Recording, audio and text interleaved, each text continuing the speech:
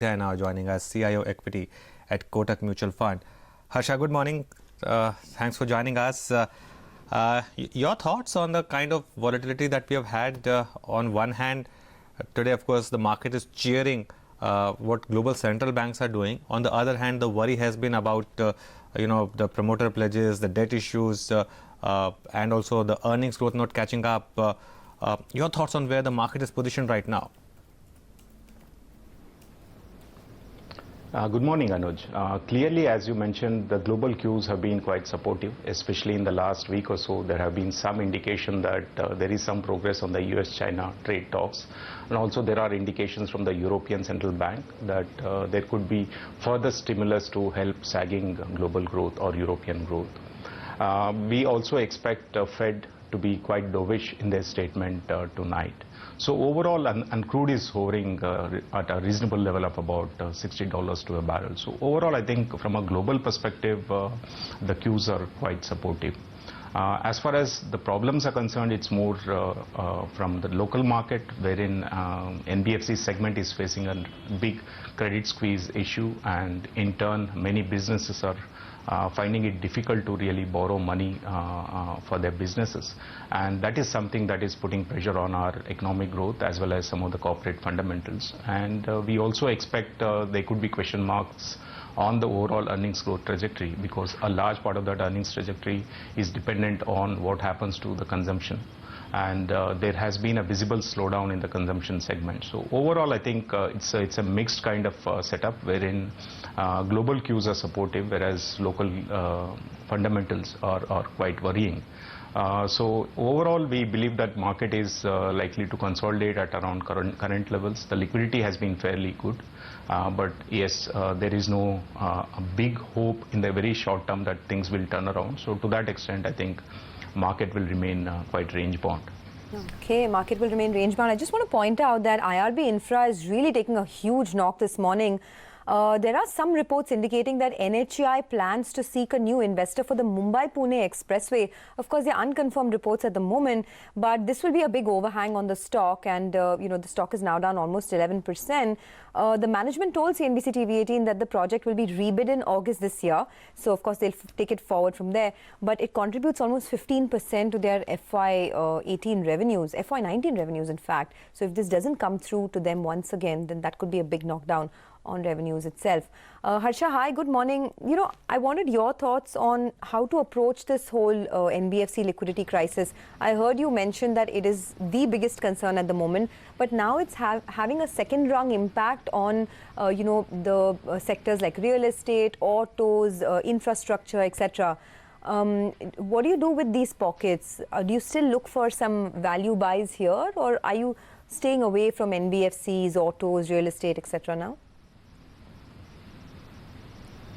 Sonia, we have been underweight on NBFCs and some of the sectors which are dependent on NBFC led or driven funding. So to that extent, there is no direct exposure which can hurt our portfolios, and we have been cautious in the past and continue to remain cautious.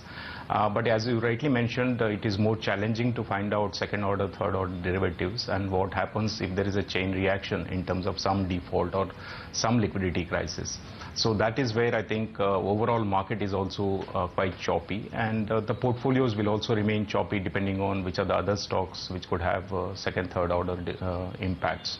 As far as we are concerned, even with the fall in NBFC segment or in some of the real estate stocks, we are unlikely to look at buying some of these, because clearly the fundamentals have changed. While the prices may have sharply fallen, the fundamentals have also weakened along the way, and we are unlikely to really bet on some of these names at this point of time.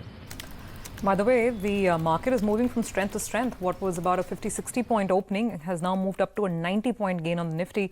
So right now it's so far so good, and it is bulls in control on the screen out there.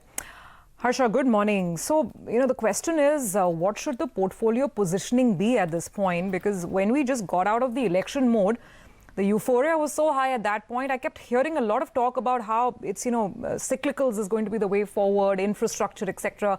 The time for economy stocks has come. And, consumption was taking a backseat anyway because of high valuations. Should that still be the portfolio skew, and what would be your ideal mix?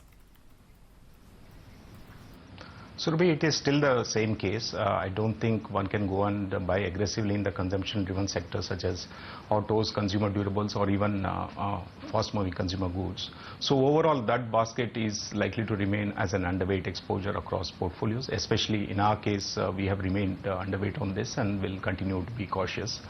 The other part is infrastructure or investment-led sectors, wherein immediately you may not see all the pickup, but there is reasonable degree of visibility already in place. The order books or the volume growths have been reasonably strong, and to that extent, I think there is no worry on the next 18 to 24 months. And hopefully, by the end of that period, you would see more investments being announced by the government or maybe from the private sector, etc. So I think at this point of time, given the relative comfort on valuations, it still makes sense to be a lot more underweight on consumption-driven sectors and put that weight into some of the investment-led or infrastructure-led sectors. Harsha, your thoughts on these recent issues? Some of these debt mutual funds. We had this move from HDFC mutual fund, which was really talked about in the market. Your thoughts on what's happening right now and whether that opens up another risk factor for the market? No, clearly most of the debt investors are worried today because unlike equity investors, most debt investors didn't really expect some kind of a write-down in their portfolios, and that has come as a shock to most investors. So I think it will take a while before they get confidence, they are able to understand the portfolios, assess the risk and make their bets. I think the advisors will play a large part in terms of making sure that the investors will understand some of these risks. And hopefully over a period of time, you will see market maturing itself. Okay, so in terms of sectors, you're underweight on NBFCs, you're underweight on consumption, you're cautious on autos because of all the issues. What are the positive sectors that you're looking at? I mean, are you topping up on IT? Are you looking at financials, private sector banks? Because over there as well, this, it's very bipolar in nature. How should investors approach it?